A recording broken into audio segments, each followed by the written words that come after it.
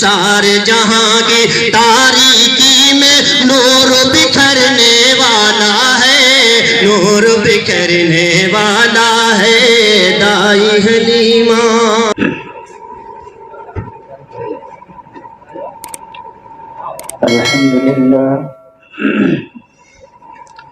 الحمد لله نحمده ونستعينه ونستغفره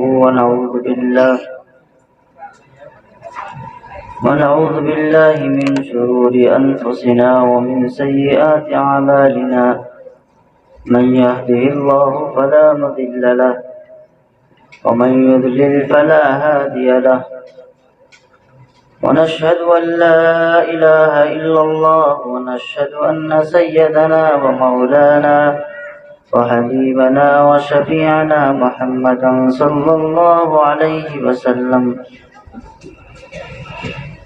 قال النبي صلى الله عليه وسلم: الله عز وجل يعجب من الشباب ليس له من صبوة، رواه أحمد أو كما قال عليه الصلاة والسلام۔ عزیزان محترم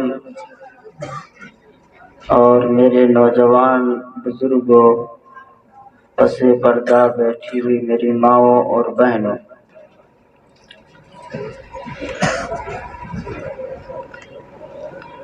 ہم اپنے لہر پور کے نوجوانوں اور مسلمانوں کو اس بات کی مبارکباد بھی دیتے ہیں کہ اللہ نے پورے ضلع میں جو آپ کو دینی حمیت اور غیرت دی ہے، بہت مشکل سے لوگوں میں ملتی ہے۔ پچھلے 2-3 سالوں کے جو حالات آپ کے سامنے رہے ہیں، آپ خوب اچھی طرح اس سے واقف ہیں۔ اب بھی بہت سارے علاقے ایسے ہیں جو کسی دینی پروگرام کرنے سے اتنا ڈر ان کو محسوس ہوتا ہے اور خائف ہیں کہ انہیں دین کے کام پر بھی ڈر کا احساس ہوتا ہے۔ آپ نے اپنے اس احساس کو نکال کے باہر کر دیا ہے۔ علامہ اقبال نے کہا ہے: عقابی روح جب بیدار ہوتی ہے جوانوں میں، عقابی روح جب بیدار ہوتی ہے جوانوں میں، نظر ان کو آتی ہے منزل آسمانوں میں۔ میرے بھائی، بہت ساری باتیں دین ہی کے متعلق آپ سے کی گئی ہیں، اور آخر میں مفتی افضل صاحب نے نوجوانوں کے سلسلے میں کچھ باتیں عرض کی تھی، میں سوچتا ہوں اسی پر آپ سے گفتگو کروں۔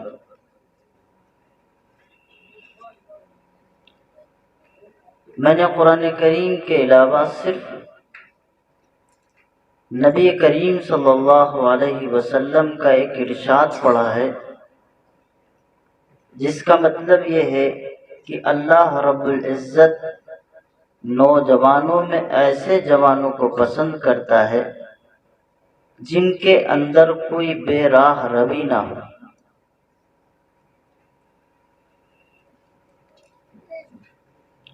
اب مسئلہ یہ سمجھیں کہ بے راہ روی ہے کیا،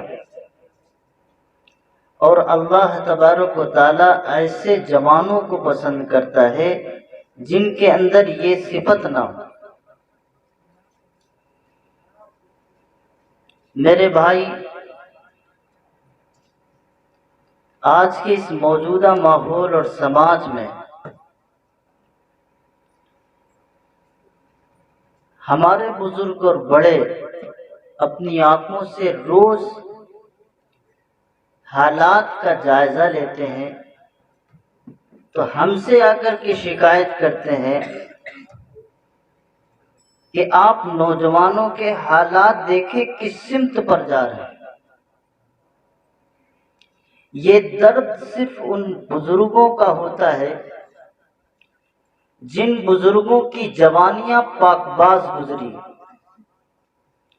جن بڑوں کی عمریں امانت، دیانت اور اللہ کی عبادت میں گزری، جن بڑوں کی نگاہیں آج کے موجودہ سماج اور موجودہ نوجوانوں کے حالات کو دیکھ کر کے دل مسحور، ان کا دل پریشان ہوتا ہے اور دل میں طرح طرح کی باتیں آتی ہیں، یہ وہ ہمارے بڑے ہم کو آ کر کے بتاتے ہیں۔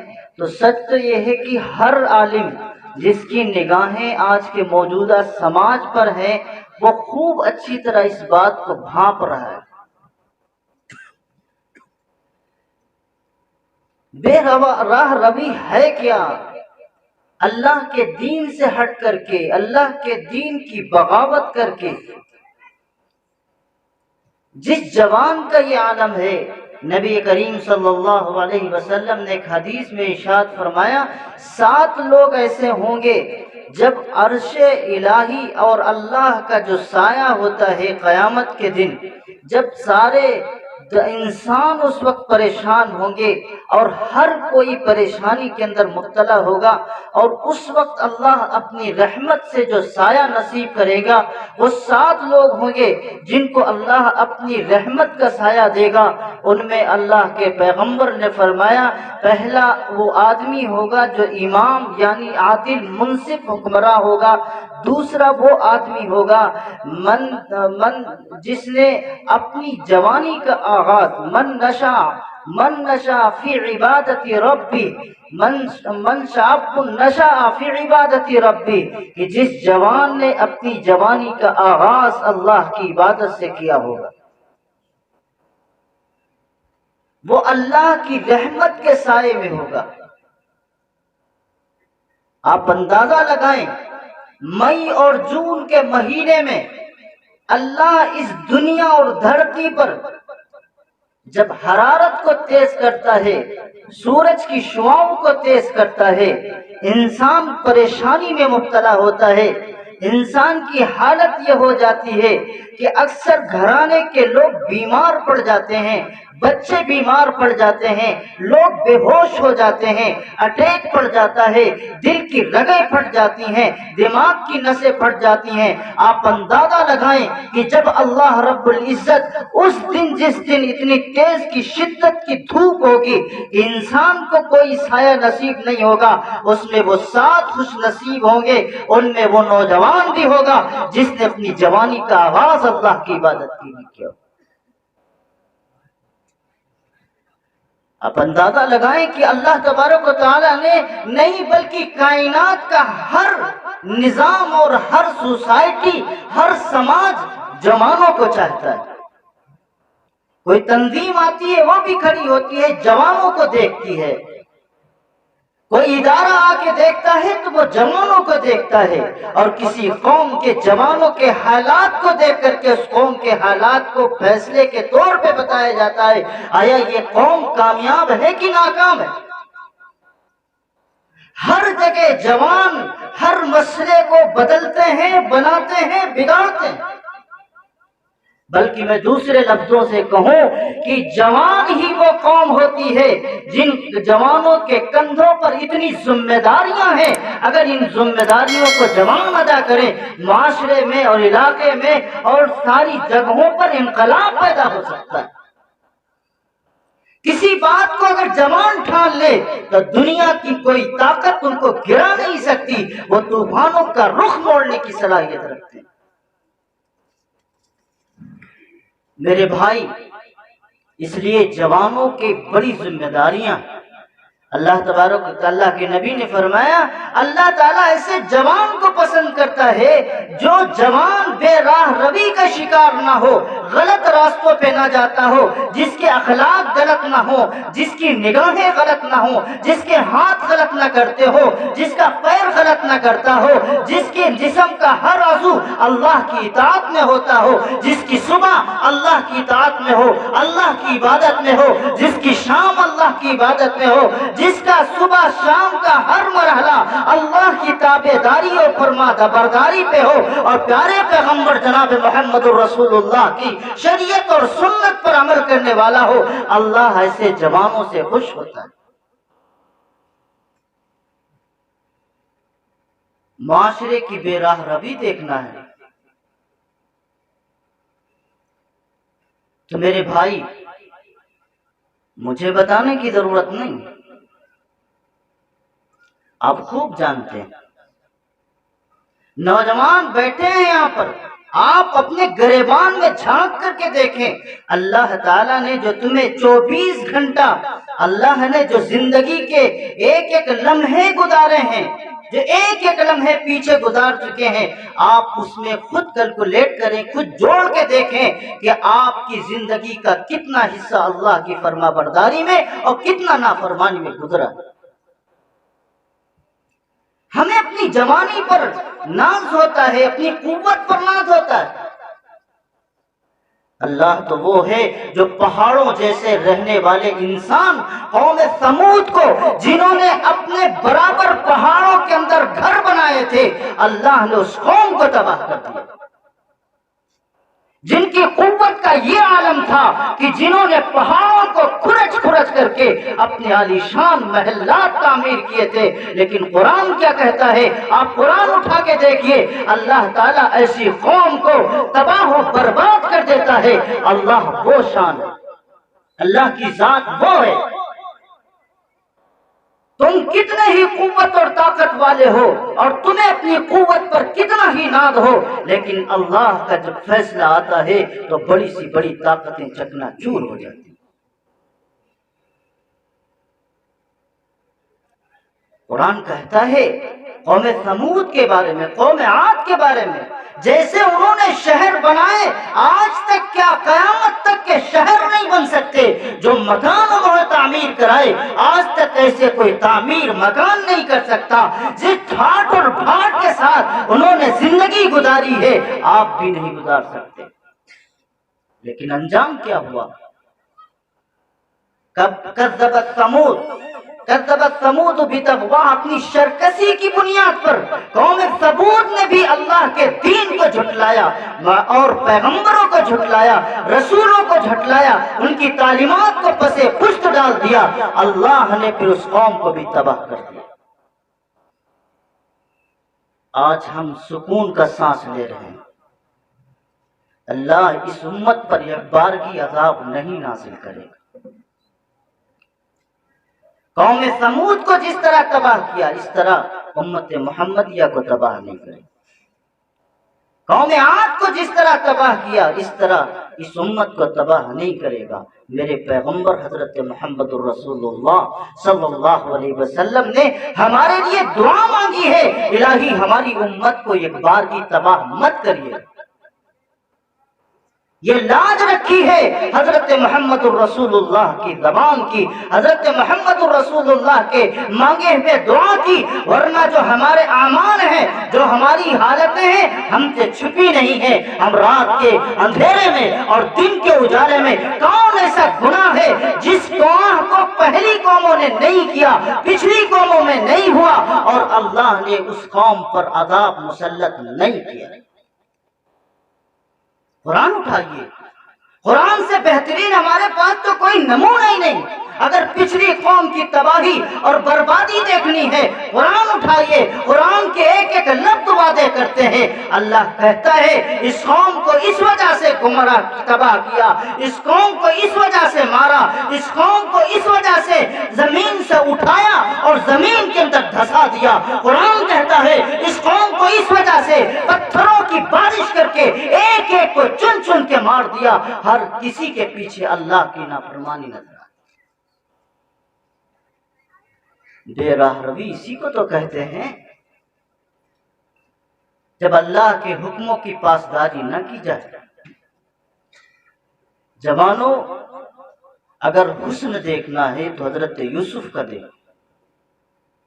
اگر کسی جوان کو دیکھنا ہے، جس کی کہانی کو دیکھنا ہے، ہمارے بچے، بوڑھے، جوان، ہر کسی کو الف لیلا کی کہانی آتی ہے، حضرت یوسف کی کہانی نہیں آتی۔ ان نوجوانوں کی کہانی نہیں آتی جو غار کے اندر چھپے ہوئے تھے، جن کو اصحاب کہف کہا جاتا ہے۔ اللہ نے ان نوجوانوں کے حالات کو قرآن میں ذکر کیا ہے۔ اگر تمہارے پاس حسن ہے، تمہارے پاس جوانی ہے، تو حضرت یوسف کی بھی اس کا واقعے کو دیکھیے کہ حضرت یوسف علیہ السلام ایک خوبصورت نوجوان ہیں جن کے حسن کا یہ عالم ہے کہ کائنات میں محمد الرسول اللہ صلی اللہ علیہ وسلم کے علاوہ ان کے مقابلے میں اتنا حسین اور جمیل کوئی نہیں ہے۔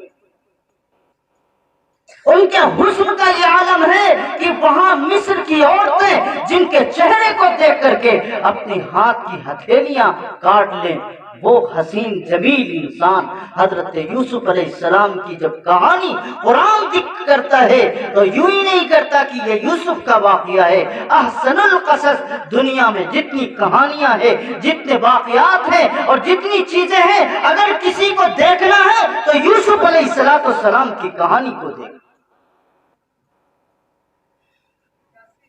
ضرورت کیا تھی قرآن میں حضرت یوسف علیہ السلام کی کہانی لکھنے کی؟ ضرورت کیا تھی اتارنے کی حضرت یوسف علیہ السلام کے سلسلے میں سارے واقعات بیان کرنے کی، حضرت نوح علیہ السلام کے واقعات کو بیان کرنے کی، ابراہیم علیہ السلام کے واقعات کو بیان کرنے کی؟ صرف اس لیے کہ پچھلی امتوں کے جو پیغمبر آئے ہیں ان کے واقعات پڑھو، ان کے ایک خد و خال پر، ان کے تمام ساری نشیب و فراز پر، تمام چیزوں پر نگاہ دوڑاؤ اور تم اس سے عبرت حاصل کرو کہ جب تمہارا بھی یہ حال ہو تو تمہیں کیا کرنا ہے۔ آج نوجوان اپنے چہروں کو بہترین خوبصورت بنانے کی کوشش کرتا ہے، نیچے سے اوپر تک پورا لباس بھی اسی انداز کا بناتا ہے کہ دنیا ہمیں اچھا سمجھے، ہمارا حسن جھلکے، چاہے وہ نوجوان بچیاں ہوں چاہے نوجوان لڑکے ہوں۔ میرے بھائی، میں آپ کو بتا رہا ہوں، آپ کا یہ جو حسن ہے یہ بناوٹی ہے، تمہارے ہاتھوں کا ہے، تمہارے اپنے آپ کا تیار کیا ہوا ہے۔ اللہ نے حضرت یوسف علیہ السلام کو اللہ نے اپنے ہاتھوں سے حسن عطا کیا۔ جب وقت آیا حضرت یوسف علیہ السلام کے سلسلے میں، مصر کے بادشاہ اور ملکہ وقت اس بادشاہ کی بیوی حضرت یوسف علیہ السلام کے حسن و جمال پر فریفتہ ہو۔ حضرت یوسف علیہ السلام کو ایک کمرے کے اندر جس کے 7 دروازے بند کر دیا گیا، اور وہ عورت بادشاہ کی بیوی صرف یہی چاہتی تھی کہ یوسف ہمارے ساتھ میں ہماری خواہشات نفسانیہ کو پوری کرے، لیکن وہ پیغمبر تھے۔ حضرت یوسف علیہ السلام تیار نہیں ہوئے، حضرت یوسف علیہ السلام دوڑے۔ قرآن کہتا ہے قط من دبر، جب یوسف علیہ السلام دوڑے تو زلیخا نے پیچھے سے حضرت یوسف علیہ السلام کا دامن پکڑ لیا، اور جیسے ہی دروازہ کھلا سامنے عزیز مصر حاضر ہو گیا۔ عزیز مصر نے حالات کا جائزہ لیا، سمجھ گیا حالات گڑبڑ ہیں۔ حضرت یوسف علیہ السلام کی گواہی ایک دودھ پیتا بچہ بھی دے رہا ہے، پھر بھی عزیز مصر نے حضرت یوسف علیہ السلام کو جیل کی سلاخوں میں ڈالا۔ قرآن کہتا ہے حضرت یوسف علیہ السلام نے اس وقت جو جملے کہے تھے، نوجوانوں آج اس کو اپنے دماغ میں بٹھا لو۔ حضرت یوسف علیہ السلام نے کہا تھا یہ قید خانہ اس گناہ سے زیادہ مجھے بہتر اور عزیز۔ کیا آپ سمجھتے ہیں جن گناہوں کو تم گناہ نہیں سمجھتے، وہ گناہ اتنے بڑے گناہ ہیں بسا اوقات ایمان بھی سلب ہو جاتا ہے۔ ہماری آنکھیں جب تک کہ نامحرم بچیوں کو اور ہماری بہنوں کو نہ دیکھ لیتی ہیں ہمارے نیند نہیں آتی۔ ہماری بدنگاہی کا یہ عالم ہو چکا ہے، اور اس میں صرف جوان شکار نہیں ہے، ایک بڑی عمر کے جن کے پوتے ہیں، جن کے نواسے ہیں، جن کا خاندان آباد ہے، ان کا بھی یہی عالم ہے، سب ایک ہی صف میں کھڑے ہو۔ کیا سمجھتے ہیں آپ؟ یہاں حضرت یوسف علیہ السلام کے لیے سارا ماحول تیار تھا، عزیز مصر اپنے پاور کے ساتھ کھڑی ہوئی تھی، لیکن حضرت یوسف علیہ السلام ایک منٹ کے لیے بھی اس گناہ پر راضی نہیں اور اس کے مقابلے میں جیل کو پسند کیا۔ یہ کردار ہے حضرت یوسف علیہ السلام کا، یہ کردار ہے ایک تابعدار نوجوان کا، یہ کردار ہے ایک جوان اور حسن و جمال کے بادشاہ انسان کا، جس نے اپنے حسن اور جمال اور اپنی جوانی کی اس وقت میں جب ساری قوتیں اور سارے اسباب موجود تھے پھر بھی اس نے گناہ نہیں کیا۔ میرے عزیزو، بلخ کا ایک بہت بڑے بزرگ جن کے لاکھوں مریدین، بدنگاہی کا کیا اثر ہوتا ہے میں آپ کو واقعہ بتلاتا ہوں۔ یہ جو ہماری نگاہیں اچکتی ہوئی دیکھتی ہیں، جو دوسروں کو ہم لوگ اپنی آنکھوں سے دیکھ کر کے اپنے دل کو سکون حاصل کرنا چاہتے ہیں، یاد رکھیے گا یہ دل کا سکون نہیں ہے، شیطانی دھوکہ ہے۔ اور بدنگاہی ایک وہ بے مزہ گناہ ہے کہ جو انسان کو تمام گناہوں پر کھڑا کر دیتا ہے۔ ایک گناہ نہیں ہوتا، پھر اس کے پیچھے ہزاروں گناہ کھڑے ہوتے ہیں۔ جھوٹ اس میں شامل ہوتا ہے، فریب اس میں شامل ہوتا ہے، دھوکہ اس میں شامل ہوتا ہے، بیوی سے غداری اس میں شامل ہوتی ہے، ماں باپ سے غداری اس میں شامل ہوتی ہے، اور سب سے بڑی چیز اللہ کی غداری اس میں شامل ہوتی ہے۔ جس پاکیزہ رشتے نکاح کے اوپر اسٹیج پر بیٹھ کر کے جب آپ وہاں کہتے ہیں کہ میں نے قبول کیا، تو اس وقت یہ تہیہ ہوتا ہے کہ آج کے بعد اپنی گندی نگاہ کسی کی طرف نہیں اٹھائیں گے۔ آج تم نے اپنی بیوی کے ساتھ غداری کی۔ اور یاد رکھیے گا، کوئی گناہ ایسا نہیں ہوتا، خاص کر زنا کے مسائل میں کوئی گناہ ایسا نہیں ہوتا جس کا دنیا ہی میں اللہ بدلہ نہ دیتا۔ اگر تم نے آج کسی کی طرف نگاہ اٹھائی ہے، کل تیری بہن اور بیٹی کی طرف کوئی نگاہ اٹھائے۔ کیا سمجھتے ہیں وہ بیٹی کسی کی بیٹی نہیں ہے، وہ کسی کی بہن نہیں ہے۔ بلخ کے بزرگ کا واقعہ میں بتلاتا ہوں، لاکھوں مرید ہیں جن کے ایک مسئلہ اللہ تبارک و تعالیٰ کبھی کبھی اپنے بڑوں کو، اپنے بزرگوں کو، اپنے اولیاء کو، اپنے کتبوں کا امتحان لیتا۔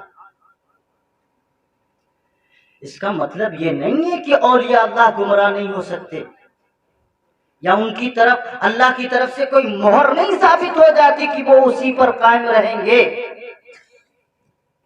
جب اللہ کو کوئی چیز ناپسند ہوتی ہے تو اللہ اپنے بزرگوں کو بھی آزما لیتا ہے۔ بڑے ولی، بڑے بزرگ، لاکھوں مرید ہیں جن سے ہزاروں انسان توبہ کر کے، جن کے ہاتھ پر ان کے مرید ہو چکے، جو بے نمازی تھے نمازی بن گئے، جو شرابی تھے شراب چھوڑ چکے، جو زناکار تھے زنا چھوڑ چکے، جنہوں نے اللہ کے لیے ان کے ہاتھ پر توبہ کی، راستے سے گزر رہے تھے اور سامنے کلیسا عیسائیوں کا جو عبادت خانہ ہوتا ہے، سامنے دیکھا کہ ایک عورت ہے اور نوجوان دوشیزہ ہے جو انتہائی خوبصورت ہے، ایک کنویں پہ کھڑے ہو کر کے پانی بھر رہے۔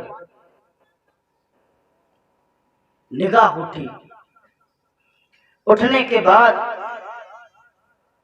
دل کے اندر اس کی محبت جو ناجائز ہوتی ہے سما گئی۔ لاکھوں کا قافلہ پیچھے چل رہا ہے، اللہ نے اسی وقت فیصلہ بدل دیا، جن کی نگاہ کا زاویہ بدلا، دل کی کائنات بدل گئی۔ پیچھے پیچھے اس کے لگ رہے ہیں، مریدین پیچھے کھڑے ہوئے ہیں، حضرت کہاں جا رہے ہیں، حضرت کہاں جا رہے ہیں؟ انہوں نے ایک لفظ کا جواب نہیں دیا۔ آخر وقت گزرتے اسی لڑکی کے پیچھے چلتے رہے، دوشیزہ کے پیچھے چلتے رہے، اور اس لڑکی نے کہا اگر تمہیں واقعی ہم سے محبت و پیار ہے تو ہماری شرط منظور کر لی۔ شرط کیا ہے؟ شرط یہ ہے کہ تمہیں بھی عیسائی بننا ہوگا، اور دوسری شرط یہ ہے کہ ہمارے خنزیر کو چرانا ہوگا۔ یہ بدنگاہی کا اثر ہے۔ میں نے کہا نہیں کہ یہ بدنگاہی انسان کو کبھی انسان کے دل سے ایمان تک ختم کر دیتی ہے۔ یہ اللہ کا ولی لاکھوں انسان جس کے ہاتھوں پر بیعت ہیں، جن کے لاکھوں انسان جن کے ہاتھوں پر توبہ ہو چکے ہیں، تھوڑی سی ایک غلطی کی وجہ سے اللہ نے دل سے ایمان جیسی قیمتی نعمت کو چھین کر کے ان کے دل میں کفر کو وابستہ کر دیا۔ آخر وہ عیسائی ہو گئے، کرسچن ہو گئے۔ اب یہ مریدین کی جو لاکھوں کی تعداد ہے دہاڑے مار مار کے رو رہے ہیں، اللہ یہ کیا منظر ہو گیا جس کے ہاتھوں پر ہم توبہ کر چکے تھے، جس کے ہاتھوں پہ ہم روتے تھے، گڑ گڑاتے تھے اور تیرا قرب نصیب ہوتا تھا۔ الہی یہ کیا ماجرا ہے کہ آج حضرت کے دل کے اندر ایمان تک ختم ہو گیا۔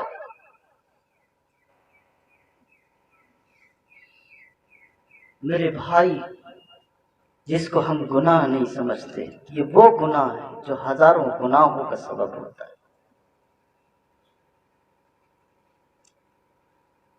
بدل گئی دنیا کی، لوگ روتے رہے، چلاتے رہے، دعائیں کرتے رہے۔ اللہ کو امتحان لینا تھا۔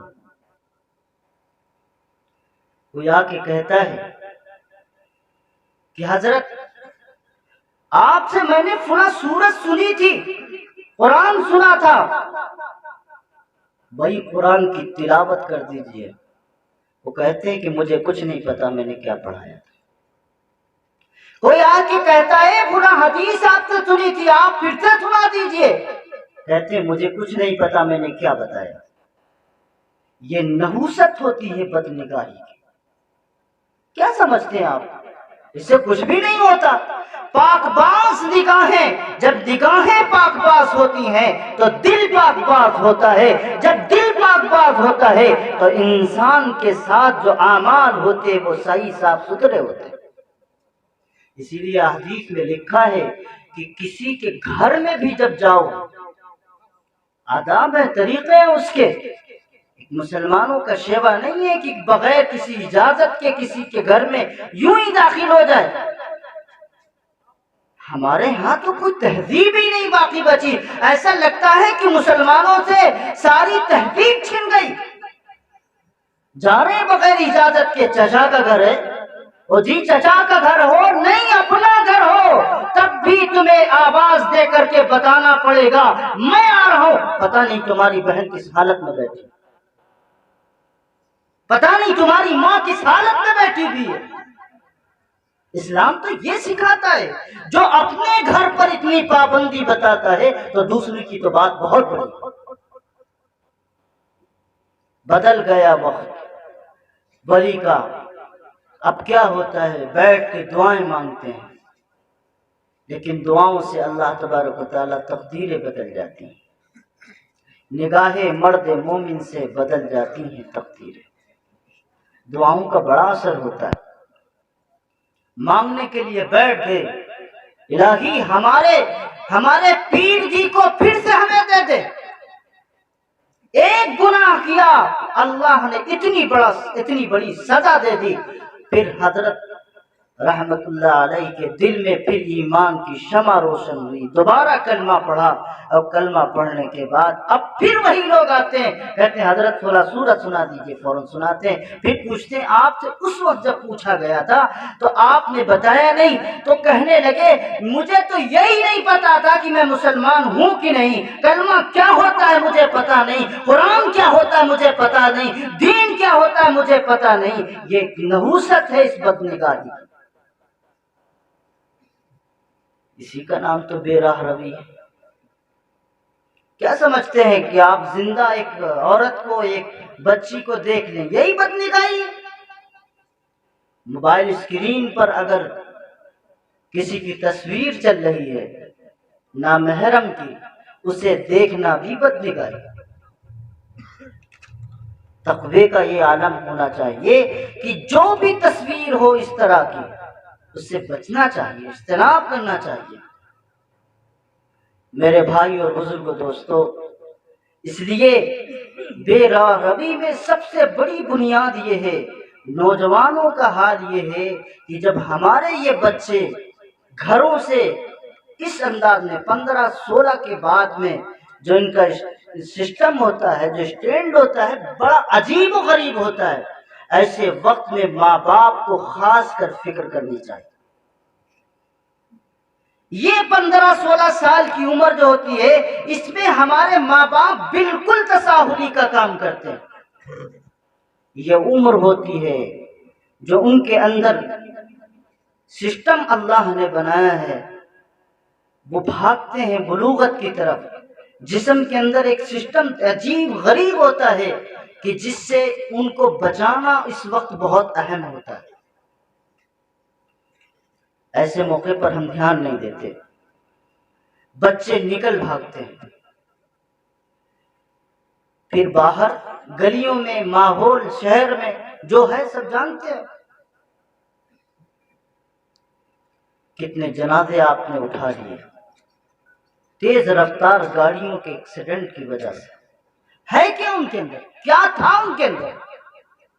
ایک یہ وہی وقت تھا جس وقت آپ ان کو سنبھالتے، آپ سنبھال نہیں پائے۔ کتنے بچے اسی موقع پر جب ماں باپ ڈھیل دیتے ہیں اور انہیں کسی اعتبار سے ان کی نگرانی نہیں کرتے، تو پھر یہی بچے کتنے ایسے ہمارے خوبصورت چہرے والے ایک بہترین جوان، ایسے جوان جو شراب کی لت میں مبتلا ہو گئے، جو نشے کی لت میں مبتلا ہو گئے، انہیں تو بس صرف اتنا چاہیے، منورنجن کس طرح ہونا چاہیے، کس انداز سے ہونا چاہیے، کس راستے سے ہونا چاہیے، ان کے لیے کوئی پرابلم، کوئی مسئلہ نہیں ہے۔ وہ ہر اس رات کو طے کرتے ہیں اور ہر اس راستے کو طے کرتے ہیں جہاں سے ان کے مسائل حل ہوتے ہیں۔ ایسے وقت میں ماں باپ کی ذمہ داری ہوتی ہے کہ ان کی ہاتھ کی انگلی پکڑیں۔ ہم دھیان نہیں دیتے ایسے موقع پر۔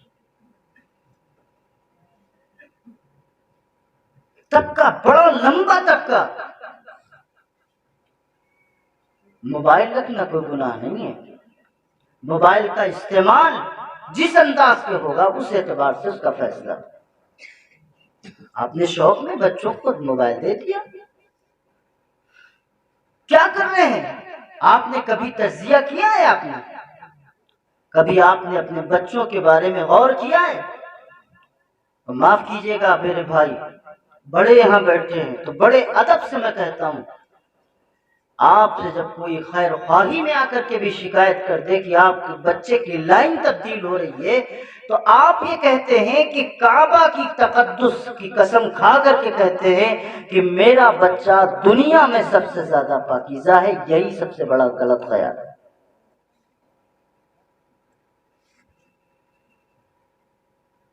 اپنے بچے کے بارے میں تو ہر ایک کو یقین ہوتا ہے کہ میرا بچہ ایسا کر ہی نہیں سکتا۔ نہیں کر سکتا تو مجھے ایک سوال کا جواب دیجیے، اگر آپ نے نہیں کیا ہوگا تو آپ کا بچہ بھی نہیں کرے گا۔ اگر آپ نے کیا ہے تو یاد رکھیے کہیں نہ کہیں جا کر کے اس کے اثرات ظاہر ہوں گے۔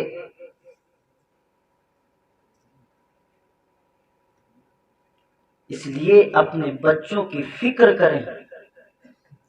اللہ کے نبی حضرت محمد رسول اللہ صلی اللہ علیہ وسلم نے جو بیان کیا ہے کہ نوجوان جس کی جوانی کا آغاز اللہ کی عبادت میں ہوتا ہے، وہ نوجوان اللہ کے یہاں بہت زیادہ پسندیدہ ہے اور عرش الہی کے سائے میں اس کو سایہ نصیب ہوگا۔ دوسری بے راہ روی کا عالم یہ ہوتا ہے کہ ہم اپنے بچوں کو بالکل چھوڑ دیتے ہیں۔ بچہ 11-12 سال کی عمر میں ہو جائے، اگر وہ اسکول جاتا ہے، اس کی ٹائمنگ کی سیٹنگ آپ کو بنانی ہوگی، محلے والے نہیں بنائیں گے۔ کب آتا ہے کب جاتا ہے یہ نگرانی آپ کی، اور دوسرے نمبر پر اس کے خالی وقت میں کتنا وقت کہاں لگاتا ہے یہ آپ کی نگرانی۔ اگر آپ نے اس کو خالی وقت دے دیا تو دیکھ لو آج کا نتیجہ، برا نہ مانیے گا نوجوانوں، میں آپ سے عرض کرتا ہوں، ماں باپ بیٹھے، میں آپ سے کہتا ہوں، اپنے گھر کی بات کہتا ہوں، کتنے نوجوان جو بیکاری میں گھوم رہے ہیں اور ماں باپ دن رات 24 گھنٹہ کوستے۔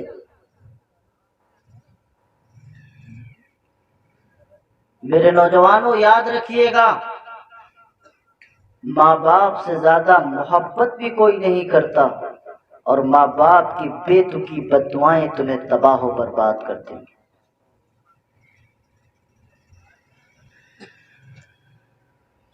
اب ہم نے چھوڑ دیا کیا کرتے ہیں کیا نہیں کرتے۔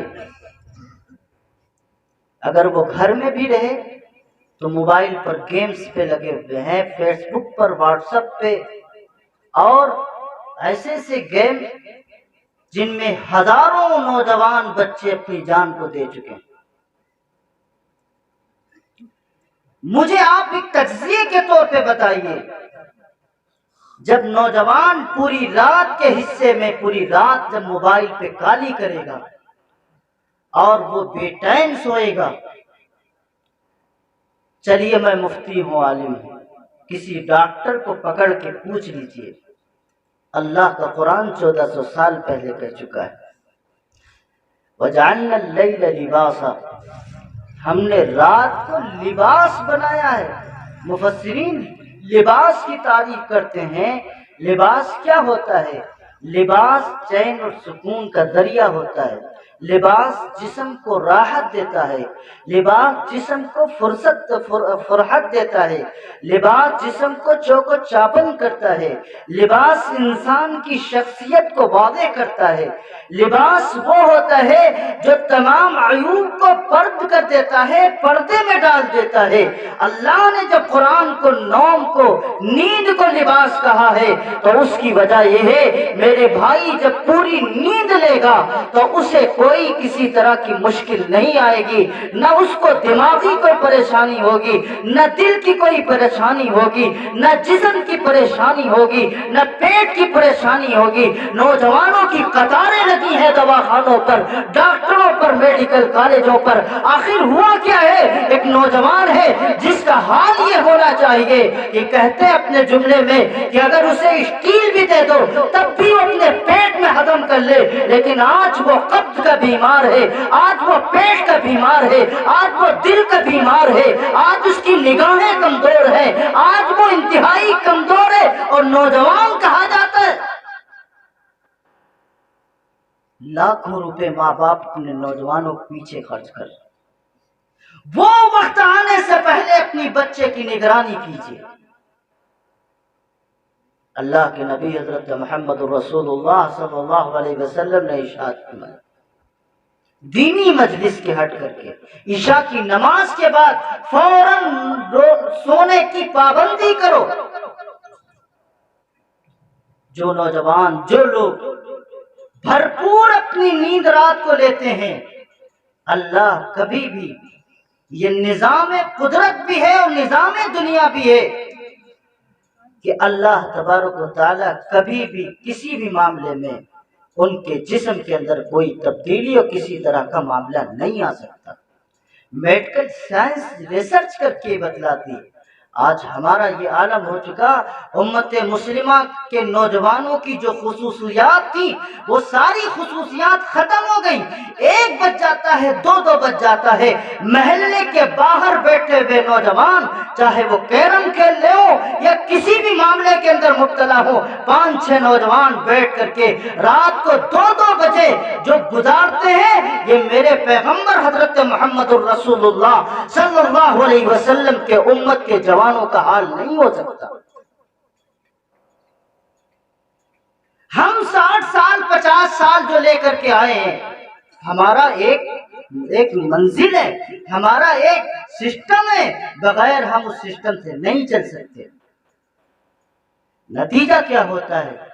جب یہ نیندیں پوری نہیں ہوتی، نیم پاگل انسان ہو جاتا ہے، فیصلہ کرنے کی صلاحیت ختم ہو جاتی ہے۔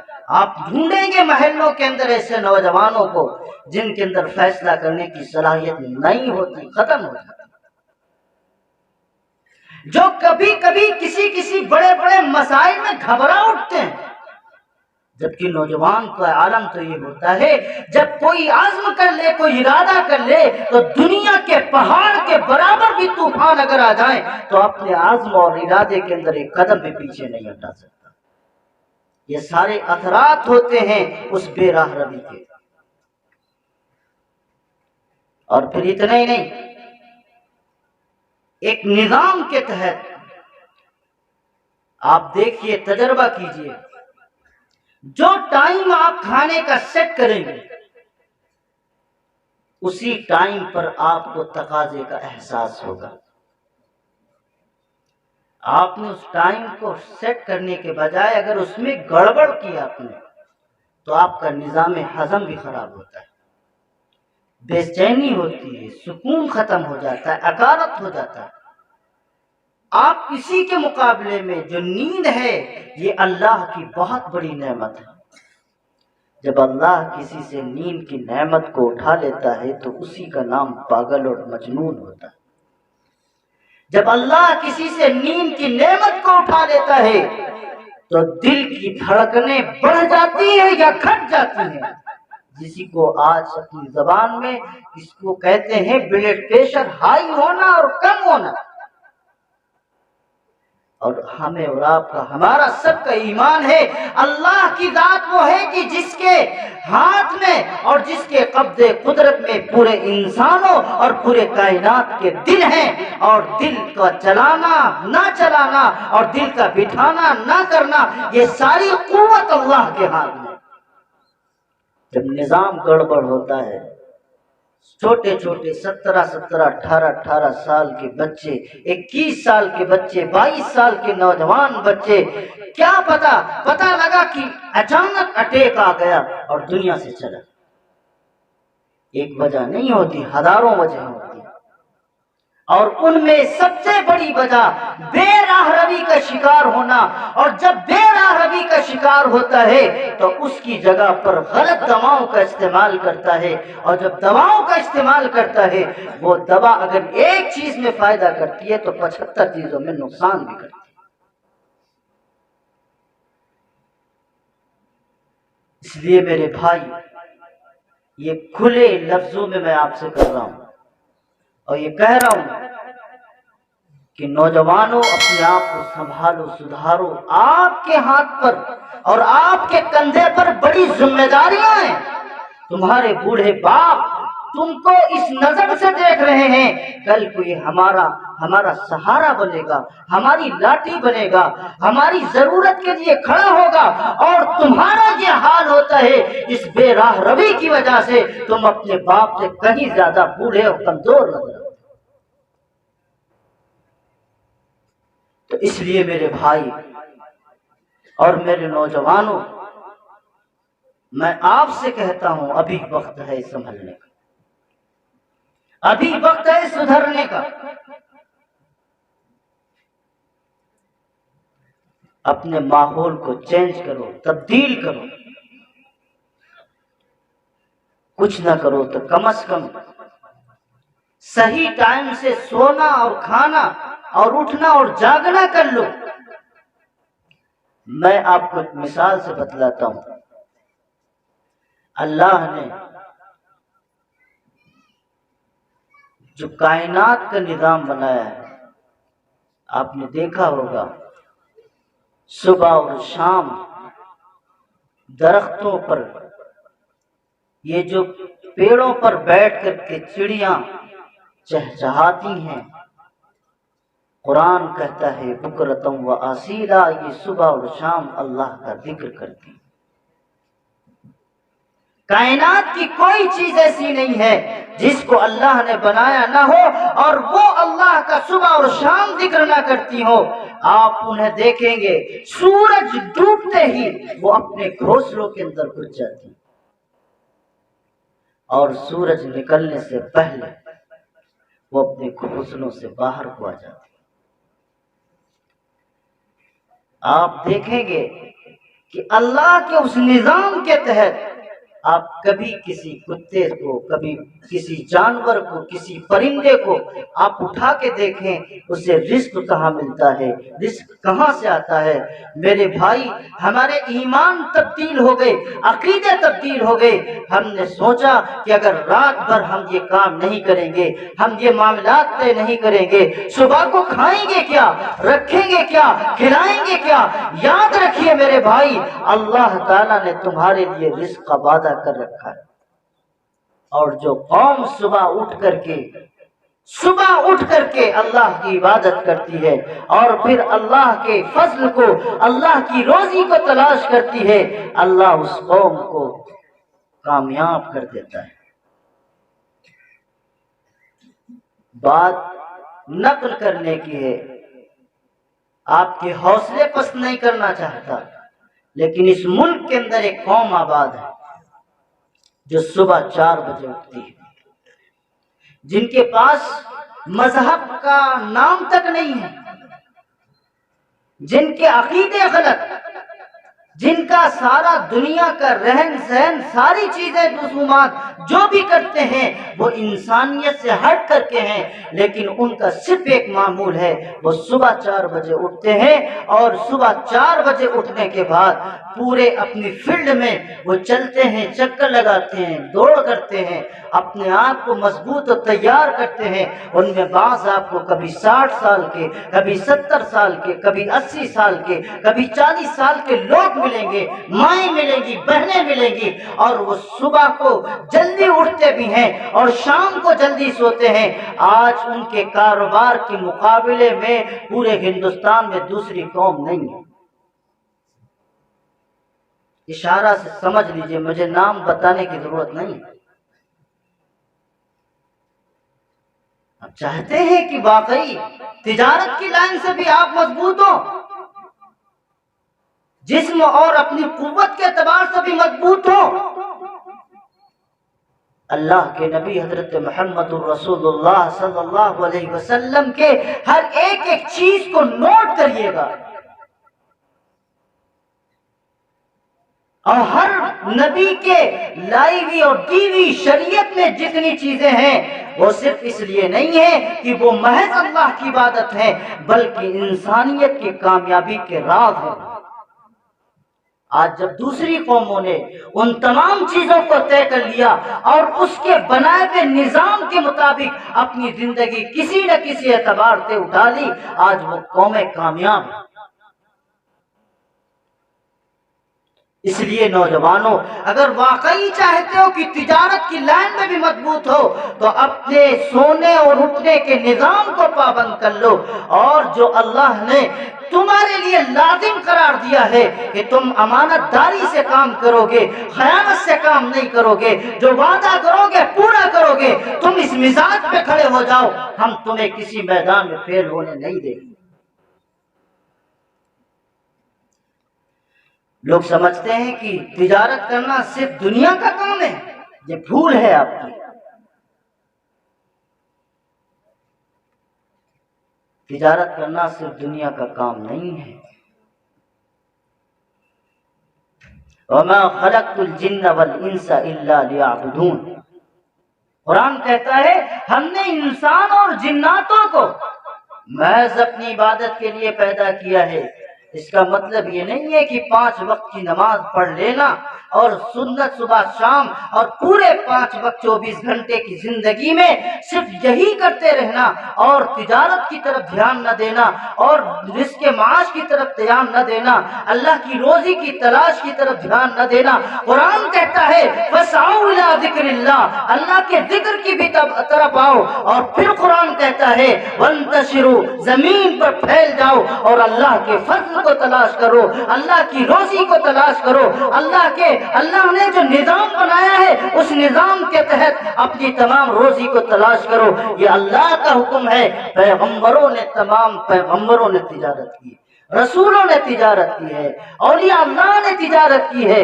اس کا مطلب یہ قطعاً نہیں ہے کہ تجارت ہی فقط ہمارا مقصود ہے۔ ہمارا مقصود صرف تجارت ہی نہیں ہے، اللہ کی عبادت پہلے نمبر پر ہے اور دوسرے نمبر پر اللہ کے دیے ہوئے نظام کے تحت تجارت ہے۔ اور جو بندہ اللہ کے حق کو ادا کرے گا وہ بندوں کے بھی حق ادا کرے گا، جو اللہ کے حق کو ادا نہیں کر سکتا وہ بندوں کے بھی حق ادا نہیں۔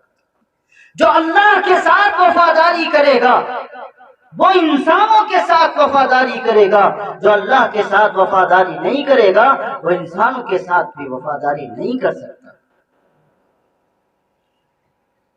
قرآن نے، شریعت نے دولت کمانا منع نہیں کیا، دولت کو مقصود بنانا اور دولت کو ہی سب سے اپنی آخری منزل طے کرنا یہ منع کیا ہے۔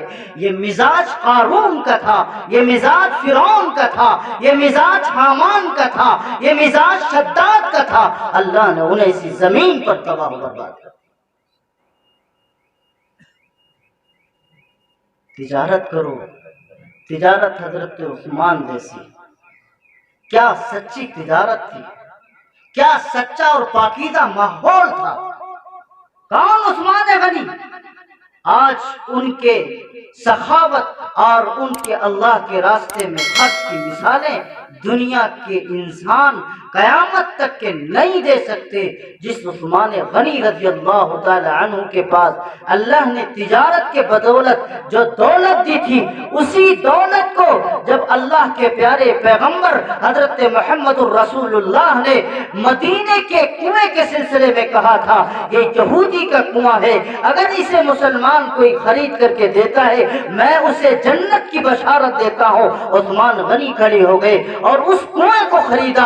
اللہ نے اس کنویں میں اور اس تجارت کی برکت کا یہ عالم دیکھا تھا، دیا تھا کہ اللہ نے اس کنویں کو خریدنے کے طفیل سے آج بھی اللہ نے حضرت عثمان غنی کا دیا ہوا صدقہ اور مسلمانوں پر تجارت کرنے کے بعد دیا ہوا خرچ کیے ہوئے مال کی برکت کا یہ عالم ہے کہ حضرت عثمان غنی نے جو اس کنویں کو خرید کر کے پھر مسلمانوں کے لیے وقف کیا تھا، آج وہ کنواں، اس کے آس پاس لاکھوں پیڑ کھجور کے لگے ہوئے ہیں اور ان کھجوروں سے ملین ڈالر آج آمدنی ہوتی ہے، اور حضرت عثمان غنی کے نام سے باقاعدہ سعودی گورنمنٹ نے ایک بینک میں کھاتا کھول رکھا ہے جو حضرت عثمان غنی کے نام سے ہے، اور ایک مسافروں کے لیے ایک بہترین ہوٹل کا انتظام کر رکھا ہے جس کی جگہ پر جہاں پہ لکھا ہوا ہے مطعم عثمان بن عفان رضی اللہ تعالی عنہ، جن کی آمدنی کا ایک بہت بڑا حصہ افریقہ اور دنیا کے غریب مسلمانوں تک آج بھی جاتا ہے۔ 1400 سال پہلے عثمان غنی نے جو نبی کریم صلی اللہ علیہ وسلم کی تعلیمات کے نتیجے میں تجارت کی تھی، آج اس کی برکت اس طرح موجود ہے کہ ان کے نام سے باقاعدہ ہوٹل بھی ہے اور وہ باغات بھی ہیں، اور ان باغات کا ایک بہت بڑا حصہ یتیم اور غریبوں پر خرچ کرے۔ ہمارے نبی پیغمبر حضرت محمد الرسول اللہ کئی بار ملک شام، سعودی سے دوسرے ملک میں تجارت کرنے کے لیے، صحابہ نے تجارت کی۔ کون کہتا ہے کہ تجارت نہیں کی جا سکتی؟ ہمارا وہم و گمان ہو جاتا ہے اللہ نے عبادت کے لیے اسے پیدا کیا ہے، ہم تجارت کیسے کریں گے؟ تجارت بھی اگر نبی کی شریعت کی روشنی میں کرو گے، ایمانداری کے ساتھ، امانت داری کے ساتھ، یہ تمہاری تجارت بھی عبادت ہوگی۔ اور اللہ کے نبی نے فرمایا ہے جو امانت داری اور دیانت داری کے ساتھ تجارت کرے گا، نوجوانوں سنو، اللہ کے نبی نے فرمایا کل قیامت کے دن وہ سچے لوگ جو تجارت کرنے والے ہیں شہیدوں کے ساتھ، صدیقین کے ساتھ، انبیاء علیہ السلام کے ساتھ ہوں گے۔ اس سے بڑا کون سا فخر کا کام؟ آم کے آم گٹھلیوں کے دام، تجارت بھی کر رہے ہیں، دنیا کا کام بھی ہے اور دین بھی بن رہا ہے اور آخرت بھی بن رہی ہے، لیکن شرط ہے طریقہ وہی اختیار کرو جس کو اصحاب محمد نے کیا ہے، طریقہ وہی اختیار کرو جس کو میرے پیغمبر حضرت محمد الرسول اللہ نے کیا۔ نوجوانوں میں تم سے کہہ رہا ہوں، تمہیں فکر ہوتی ہے نا تجارت کرنے کی کہ کیا کریں؟ باپ جب تک کہ 2 لاکھ 3 لاکھ نہ دیں، جب تک یہ 2-3 لاکھ گما نہ دے، اس وقت تک ان کو سمجھ میں نہیں آتا کہ ہمیں کیا کرنا ہے۔ باپ پر ڈپینڈ مت ہو، بلکہ اپنی قوت پر، اپنے بھروسے پر، اپنے عزم پر کھڑے ہو، اللہ سے دعا کرو اور نیت اپنی درست کرو۔ معاف کیجیے گا، میں بار بار مثالیں دیتا ہوں۔ آج کے زمانے میں ایک بڑی قوم تمہارے سامنے کھڑی ہوئی ہے، تجارت میں ٹاپ ہے وہ۔ آپ جائیے کبھی ان کے پاس، ایک مسلمان کے ہاں ٹوٹا گلاس تک نہیں ملتا۔ وہ کسی مسافر اور کسی پریشان حال مسافر اور کسی آنے والے گاہک کو پانی کیا 2 قطرے پلائے گا جب اس کے پاس گلاس ہی نہیں ملتا۔ انہوں نے وہ طریقے اختیار کیے جو محمد رسول اللہ اپنے لوگوں کو سکھا کے گئے۔ اپنے دکانوں پر باقاعدہ پانی کا انتظام کر رکھا۔ ہمارا حال تو یہ ہے کہ مسجد اگر پڑوس میں ہے تو وہاں جو فریزر چلتا ہے اس کا پانی لے لیں، لیکن اپنی جیب سے 10 روپے خرچ کر کے اپنے آپ کے لیے، آنے والے مسافر اور آنے والے گاہکوں کے لیے پانی کا بھی نہیں۔ آپ چاہیے، زیادہ دور کی بات نہیں، آپ جائیے سروے کریے، میں آپ کو کہتا ہوں سروے کریے، کبھی اپنا دماغ دوڑائیے، دنیا کہاں سے کہاں جا رہی ہے۔ ان کے اعلیٰ اخلاق ہو گئے، انہوں نے نبی کریم صلی اللہ علیہ وسلم کے کامیاب تمام وہ نسخے استعمال کیے، آج وہ تجارت کے ٹاپ لیول پر ہے۔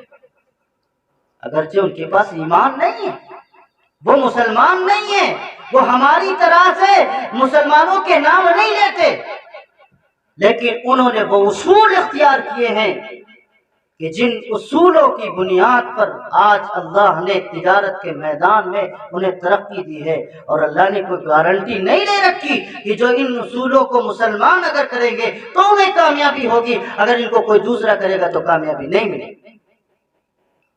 یہ اصول ساری انسانیت کے لیے، اسلام صرف مسلمانوں کے لیے نہیں، سارے انسانوں کے لیے انہوں نے اس اصول کو اختیار کیا۔ امانت داری ان کے پاس ہے، دیانت داری ان کے پاس ہے، نرم اخلاق ان کے پاس ہے۔ ہمارے پاس اگر کوئی سامان لینے آتا بھی ہے تو اولاً ہمارا مزاج اتنا ترش ہوتا ہے، بات کرنے کا سلیقہ نہیں، پلٹ جاتا ہے۔ اپنی زبان سے آپ کہتے ہیں گاہک اللہ کی طرف سے مہمان ہے، تو کیا مہمان کی مہمان نوازی اسی انداز میں کی جاتی ہے؟ اللہ اس کو رزق کے طور پر، سبب کے طور پر آپ کے پاس بھیج رہا ہے، اور آپ کے اخلاق کیا کہتے ہیں؟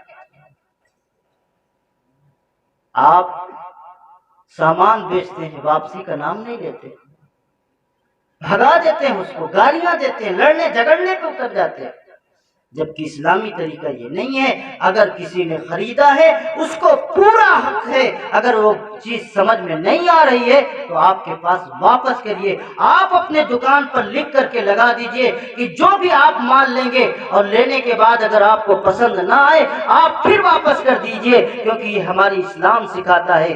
ایک یہ لائن تمام ان غیر مسلم بھائیوں کے دل کو چبھا دے گی۔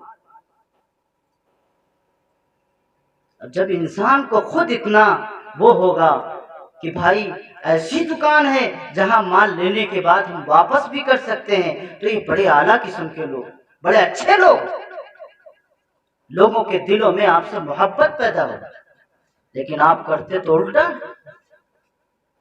اصلی چیز کو نقلی بتانا اور نقلی چیز کو اصلی بتانا، تو کہتے ہیں یہ ہمارا فن ہے۔ پرنٹ ریٹ کیا ہے، آپ مارکیٹ سے لائے کیا ہے، دنیا جانتی ہے، آپ جانتے ہیں کتنی دھوکہ دھڑی دی جاتی ہے۔ شریعت اسلامیہ میں بہت زیادہ نفع لینا بھی منع ہے۔ مختصر لیجئے، زیادہ بیچو گے زیادہ برکت ہوگی، اور 2-4 بیٹھ کر کے بیچ کے بیٹھ جاؤ، اس میں برکت نہیں ہونے والی، آدمی الگ سے بدتر ہوگا۔ نظام ہے اللہ تعالیٰ نے بنایا ہے۔ تو میرے نوجوانوں، میں آپ سے کچھ کامیابی کی بات کر رہا تھا۔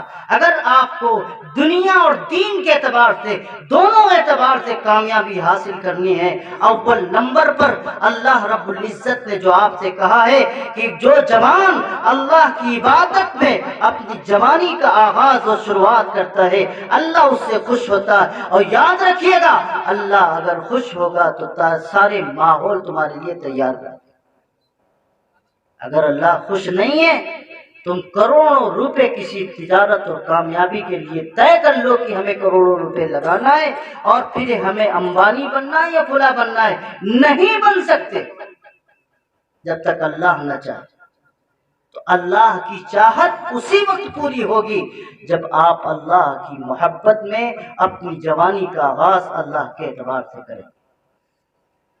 تو یہ میں کہہ رہا تھا کہ نوجوان جو بے راہ روی کا شکار ہے اللہ اسے پسند نہیں کرتا۔ تو بے راہ روی میں بہت ساری چیزیں آپ کے سامنے آ چکی ہیں، اس لیے اپنے ماحول کو تبدیل کریں، حد سے زائد اپنے موبائل کا استعمال بند کریں، حد سے زائد غلط استعمال بند کریں اور حد سے آگے بڑھ کر کے وقت کو ضائع کرنے سے بچائیں۔ ہمارے نوجوان بہت زیادہ وقت ضائع کرتے ہیں، یہ تمہارے لیے ایک ایک لمحہ بڑا قیمتی ہے۔ جب تمہارے پیر نہیں اٹھیں گے، ہاتھ نہیں اٹھیں گے اور تم کمزور و بزرگ ہو جاؤ گے، اس وقت تمہیں اس لمحے کی اور اس وقت کی قدر و قیمت ہوگی، تب خون کے آنسو بہاؤ گے، لیکن تمہارے اس آنسوؤں کو پوچھنے والا کوئی نہیں۔ ابھی وقت ہے سدھرنے کا، سنبھلنے کا۔ کہتے ہیں ابھی تو بہت زندگی پڑی ہے، کیا گارنٹی لے کر کے آئے ہو یا اللہ کی طرف سے تم معاہدہ کر کے آئے ہو کہ 60 سال زندہ رہنا؟ یہ دھوکہ ہے، دھوکہ شیطان کا دھوکہ، یہ شیطان کا دھوکہ ہے۔ کسی کو عمر کے بارے میں کچھ پتا نہیں، کتنے جوانوں کے جنازے اٹھا لیے ہوں گے، کتنے بچوں کے جنازے اٹھائے ہوں گے، کسی کی عمر کا پتا نہیں، ہنستا کھیلتا اچانک اللہ کی طرف چلا جاتا ہے۔ کسی کو اپنے وقت کے بارے میں کچھ پتا نہیں اور کسی کو اپنی موت اور زندگی کے بارے میں نہیں۔ ہر لمحہ تمہارا قیمتی ہے، اس لمحے کی قدر کرو، اس وقت کی قدر کرو، ان اوقات کو طے کرو، اپنے ماں باپ کو خوش رکھو، اور جب تم اپنے ماں باپ کو خوش رکھو گے اللہ تم سے راضی ہو جائے۔ آج ہماری ہٹ دھرمی اور بے راہ روی کا عالم یہ ہے کہ ماں باپ کو تو ایک بھنکے کے برابر بھی نہیں سمجھتے، تڑپ کر کے پلٹ کر کے ہم جواب دیتے ہیں۔ قرآن کہتا ہے وَلَا تَقُلْ أُفٍّ لَهُمَا، اگر کوئی مسئلہ خلاف مزاج بھی آ جائے اپنی زبان تک اف تک نہ کہو۔ لیکن میں کہتا ہوں یہاں قصور صرف بیٹے کا نہیں ہوتا، ماں باپ کا بھی ہوتا ہے۔ تالیاں دونوں ہاتھ سے بجتی، بگاڑ جب آتا ہے تو دونوں طرف سے آتا ہے۔ آپ نے ماں باپ ہو کر کے وہ حق ادا نہیں کیا جو بچے کے ساتھ میں حق ادا کرنا چاہیے، اور بیٹے نے اپنے ماں باپ کے ساتھ وہ حق ادا نہیں کیا۔ اس کا مطلب تو سیدھا یہ ہے، یاد رکھیے گا کچھ قرض ایسے ہوتے ہیں جو زندگی بھر چلا کرتے ہیں، نسل پر بعد نسل چلا کرتے ہیں۔ ایک قرض زنا کا ہوتا ہے اور دوسرا قرض ہوتا ہے ماں باپ کی نافرمانی کا۔ اگر آپ نے کل اپنے ماں باپ کو پریشان کیا ہے تمہاری اولادیں تمہارے لیے جنت کا نمونہ نہیں بن سکتی، یاد رکھیے گا۔ اس لیے ہر ماں باپ اگر چاہتا ہے کہ اپنے آپ کو صحیح سکون کے ساتھ اپنے گھر کو جنت کا نمونہ بنانا چاہے تو سب سے پہلے اپنے ماں باپ سے توبہ طلبی کرے، اپنی اولاد کو ان تمام ساری چیزوں کو بتلائے جو پیارے پیغمبر نے اور شریعت نے بتلائی۔ اس لیے میرے بھائی یہ نوجوانوں سے چند گزارشات تھی، تو یاد رکھیے گا کل قیامت کے دن بھی آپ اگر سرخرو ہو سکتے ہیں، کل قیامت کے دن بھی آپ کا اگر نام ان لوگوں میں 7 لوگوں میں آ سکتا ہے جو نوجوان اللہ کے رحمت کے عرش کے سائے میں ہوں گے، وہ نوجوان بھی ہوں گے جن کی جوانی کا آغاز اللہ کی عبادت ریاضت اس کی خوشنودگی میں ہوگا۔ تو آج سے انشاءاللہ عہد کریں گے کہ جب تک ہم اس دنیا میں رہیں گے، ہم اگر نوجوان ہیں تو آج ہم جو عزم اور حوصلہ کریں گے کل ہمارے یہ ہاتھ پیر سب جواب دے جائیں گے، ہم کچھ نہیں کر سکتے۔ مزہ تو جوانی کا ہے، جوانی کا مزہ ہے۔ جو جوان کی عبادت کو اللہ پسند کرتا ہے، جو سجدے تم کر سکتے ہو ابھی، جو رکوع تم ابھی کر سکتے ہو، بڑھاپے نہیں کر سکتے، ہاتھ ادھر جائے گا، پیر ادھر جائے گی، نگاہیں ادھر جائیں گے، ہاتھ پیر بے قابو ہو جائیں گے۔ اس لیے عبادت کا مزہ بھی اگر لینا ہے اور اللہ کا قرب کا مزہ بھی لینا ہے تو یہ جوانی کا وقت ہے، جس جوانی میں اللہ تعالیٰ نے تمہارے جسم کو قوت بخشی۔ اب مزاج ہمارا ہے، برا نہ مانے تو میں کہہ دیتا ہوں، مزاج ہمارا ہے، ابا جب 80 سال کے ہو جائیں گے تب حج کرنے کو بھیجیں گے، یا ابا بھی جب سوچتے ہیں کہ چلو اب سب کچھ نپٹ گیا، لڑکیاں بھی نپٹ گئیں، بچے بھی نپٹ گئے، اب فارم بھر تو بھیا اب ہم حج کو جائیں گے، جب وہاں ارکان کرنا ان کے لیے قیامت ہوتا ہے، جب ان کے لیے صحیح کرنا، دوڑ لگانا قیامت ہوتا ہے، ایسے وقت میں جب قبر میں پیر لٹکتے ہوتے ہیں، ایسے وقت میں حج کا فارم بھریں گے، عمرہ کرنے کے لیے جائیں گے، اور اللہ تبارک و تعالیٰ نے جو نظام بنایا ہے کہ بھائی وہاں بڑی محنت ہے، کیسے حج کرتے ہوں گے؟ بوڑھے کو وہاں جب دنیا والے دیکھتے تو کہتے ہیں ہادہ ہندی، ہادہ شیخ ہندی، یہ ہندوستانی بڈھا ہوگا، مذاق اڑتا ہے ہمارا۔ مزہ تو جب ہے آپ جوانی کے عین عالم کے اندر کعبۃ اللہ کے در و دیوار کو دیکھو، مزہ تو جب ہے جوانی کے اس عالم کے اندر کعبۃ اللہ کی چادر کو چومو، مزہ تو وہ اس وقت ہے جب آپ حجر اسود کے سامنے جوانی کے عالم میں کھڑے ہوں اور اللہ کے اس حجر اسود کو، جس کی خاصیت یہ ہے کہ امت کے گناہوں کو کھینچ لیتا ہے، آپ وہاں جائیں، آپ زمزم کے کنویں کے پاس جائیں، پانی وہاں پیے، صفا مروہ کا چکر لگائیں، جب اس جوانی کے عقل میں جائیں گے اللہ کو ایسے بندوں کی ادا پسند آتی۔ بوڑھے ہو گئے، نہ منہ میں آنت ہے، نہ دانت ہے، نہ پیٹ میں آنت ہے، برائی نہیں کرتا، یہ حقیقت بتلا رہا ہوں۔ جوانی کے اندر جاؤ حج کرنے، تم ٹول بناتے ہو، ہر سال ایک نیا منورنجن پورے لہر پور میں اعلان ہوتا ہے، وہ پوکھرا جا رہی ہے بس، اس کا ٹکٹ اتنے کا ہے، وہ وہاں منصوری جا رہا ہے، وہ وہاں جا رہا ہے، 50,000 ہزار لاکھ ہمارے نوجوان خرچ کرتے ہیں۔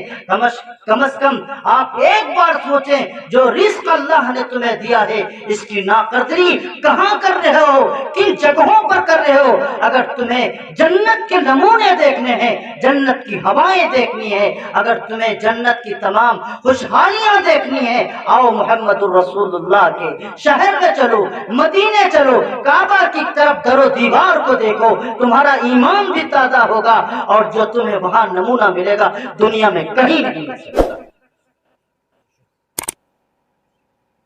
کیوں برباد کرتے ہو یہ رقم؟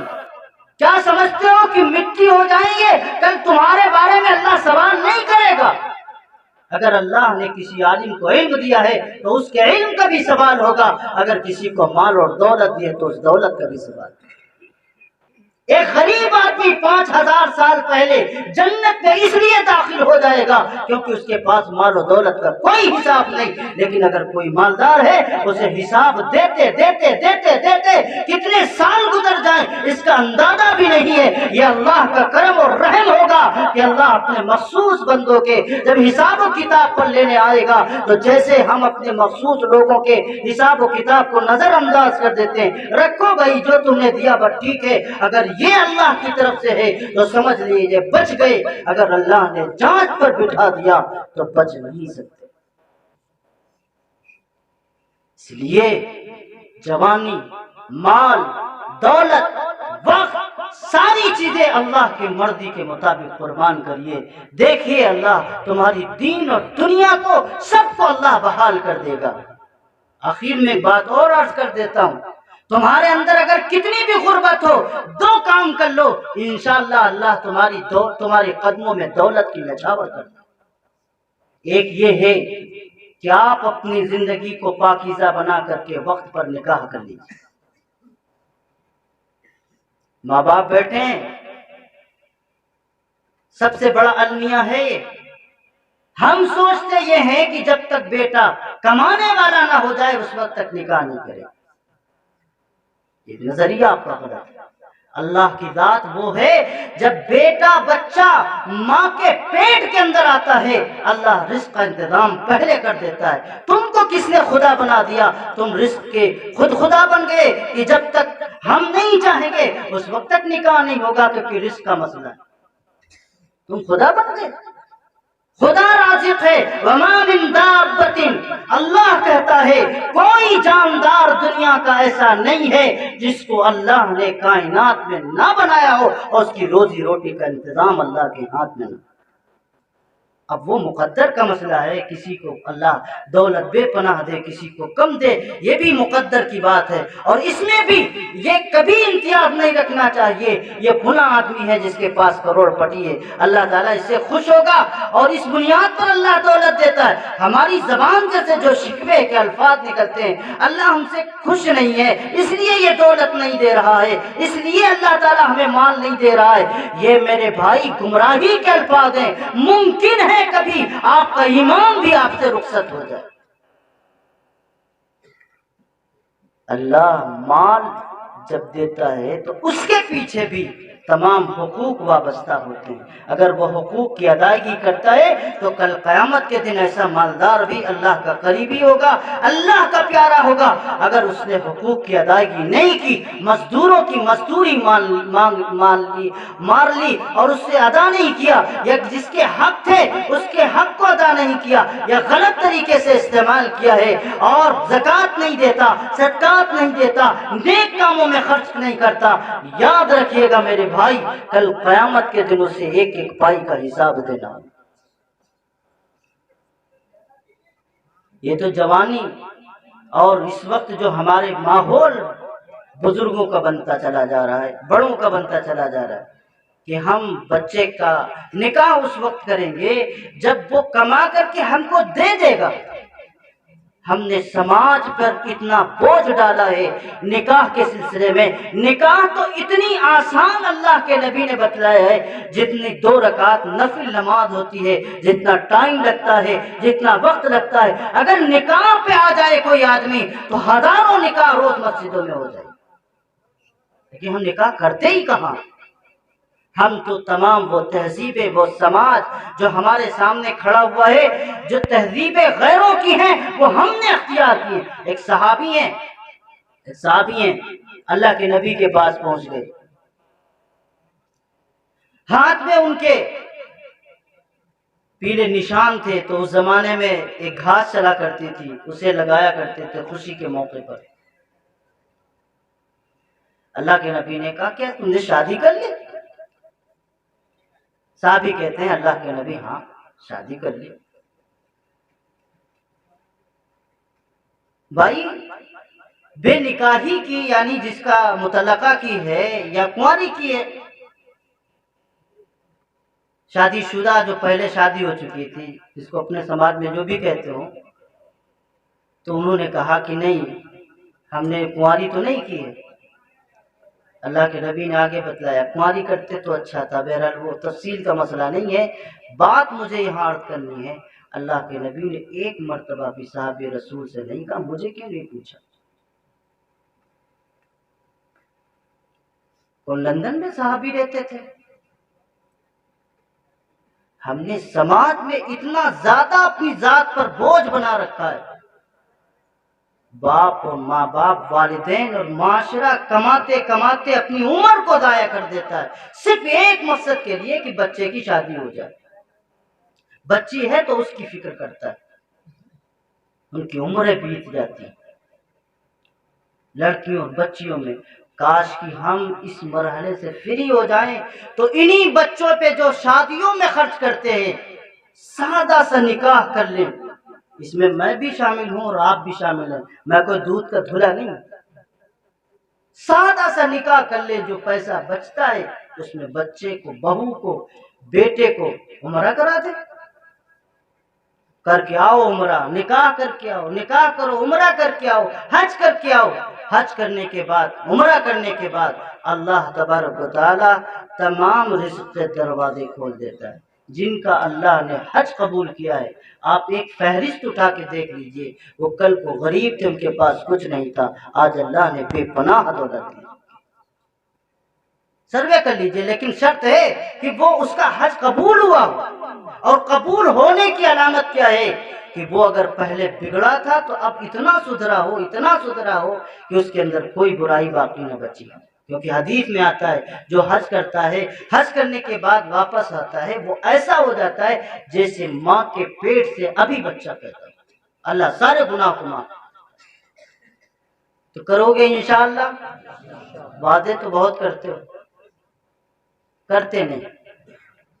جتنے لوگ بیٹھے ہیں قسم سے اگر اس میں کوئی 2 4 5 خاندان والے اٹھ کے اس مہم کو لے کے جائیں، کتنے جمعے، کل بھی جمعہ ہے نا، کوئی جمعے میں نکاح نہیں کراتا، ارے میں کہتا ہوں آؤ میں فری میں پڑھاؤں گا، تمہیں 500 1000 دینے میں دقت ہو رہی میں پڑھاؤں گا، آؤ نا، فری میں کراؤں گا نکاح تمہارا، آؤ میں پڑھا دوں گا تمہارا نکاح۔ لیکن نکاح کی حیثیت سے عبادت اور معاملہ دونوں ہیں اس میں، آپ اس کو فری کر دیجئے، دیکھیے سماج پر جتنا بڑا بوجھ ہے خود بخود ختم ہو جائے۔ راتوں کی ماں باپ کی نیندیں اڑی پڑی۔ میں نوجوانوں آپ سے بتا رہا ہوں، بزرگوں آپ سے بتا رہا ہوں، کب سنبھلو گے اپنے آپ کو سنبھالو گے؟ ارے یہی پیسہ اٹھا کر کے آپ تجارت کریں نا، کیوں بے جا خرچ کرتے ہیں ناک اونچی کرنے کے لیے؟ یاد رکھیے گا وَتُعِزُّ مَن تَشَاءُ وَتُذِلُّ مَن تَشَاءُ بِيَدِكَ الْخَيْرُ۔ اگر تم یہ سوچتے ہو بڑے ٹینٹ لگا کر کے ہزاروں انسانوں کو کھانا کھلا کر کے آپ کی ناک اونچی ہو جائے گی، نہیں، وَتُعِزُّ مَن تَشَاءُ، ذلت اور عزت اللہ کے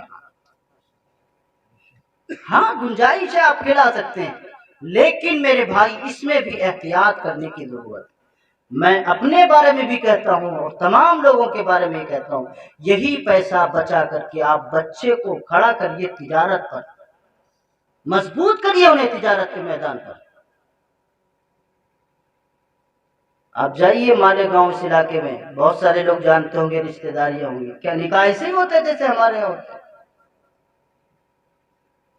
کیا خرچ کرتے ہیں وہ بارات جاتی ہے پورے محلے میں آواز دیتے چلو بارات میں چلو، اور ایک ایک گلاس شربت کا دیتے ہیں اور چلے آتے ہیں۔ یہاں کے لوگوں اگر ایسے کر دیں تو شربت بھر بھر کے گالیاں دیں گے،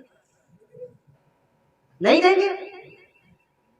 اور باپ نے جو زندگی بھر کا کمایا ہے نا، ایک نکتہ اگر خالی بکرے کی بوٹی میں تھوڑا سا چھچڑا آ جائے تو یہی قوم جو برات جو مہذب ڈکیت جاتے ہیں نہیں سچ سوار کر کے، یہی اتنی دھجیاں اللہ کے رزق کی کرتے ہیں اور باپ کی پگڑیاں اچھالتے ہیں۔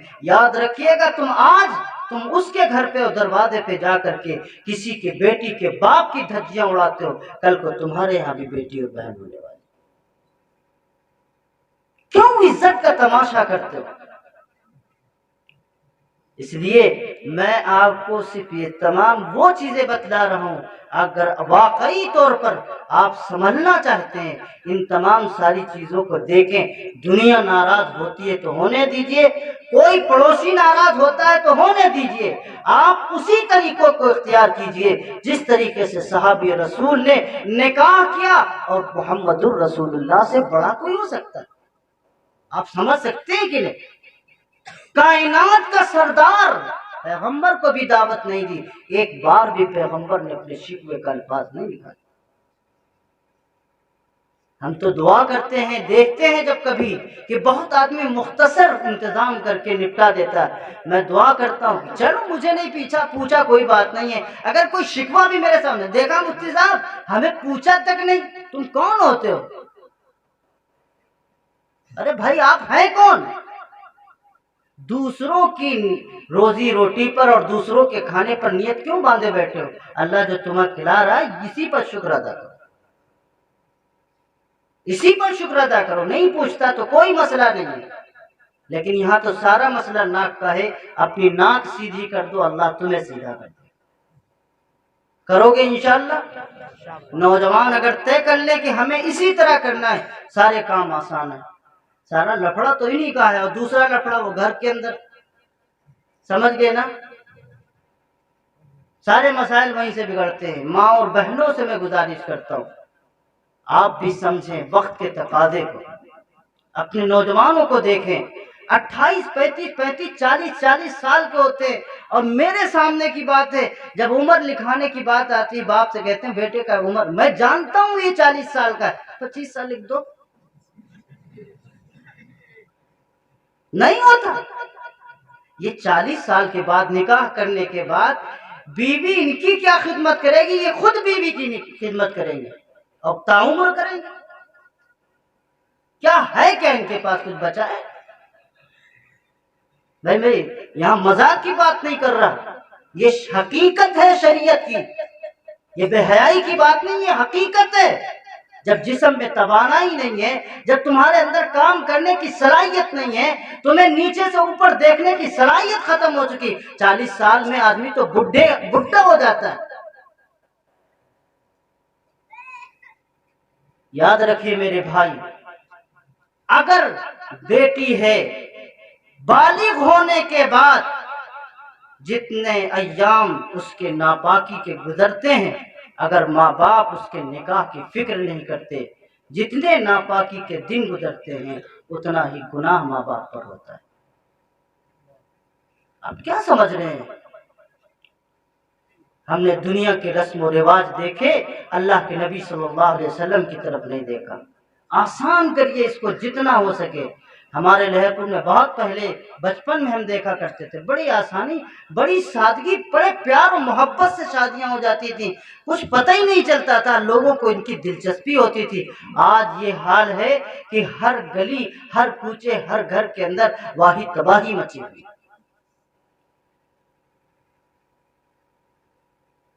खर्चे ऐसे वैसे, तारीख पर पूरी बारात, ये जाएंगे भी वो भी आएंगे। फिर उसके बाद दुनिया भर के इंतजाम जो होते हैं वो तो आप लोग जानते हैं। अल्लाह के वास्ते कम करो ना, कुछ कम करो। तारीख तो मुंह से भी हो सकती है, पुनः तारीख को तय कर लो, हो गई। जरूरत है सब दुनिया भर को ले जाकर के इंतजाम। जो काम गैर मुस्लिमीन करते हैं उससे 4 हाथ आगे हम, पीछे नहीं। इसलिए मैं नौजवानों से कहता हूँ, खुदा के वास्ते आपसे कहता हूँ, अपने घर को, अपने खानदान को, अपने आप को, अपने माहौल को संभाल लो, अपने अंदर ये सब तमाम चीजें पैदा करो। तुम जिस मैदान पे खड़े हो जाओगे फिर दुनिया की कोई ताकत तुम्हें रोक नहीं सकती। इसलिए मेरे भाई अल्लाह से दुआ करें और पूरी दुनिया के तमाम मुसलमानों के लिए दुआ करें, अल्लाह हमें अक्ल सलीम अता फरमाए और शरीयत इस्लामिया पर चलने की तौफीक नसीब फरमाए। दीन और दुनिया की भलाई अगर तुझे मंजूर है, उसका दामन थाम ले जिसका मोहम्मद नाम है। आमीन व आखिर दावाना।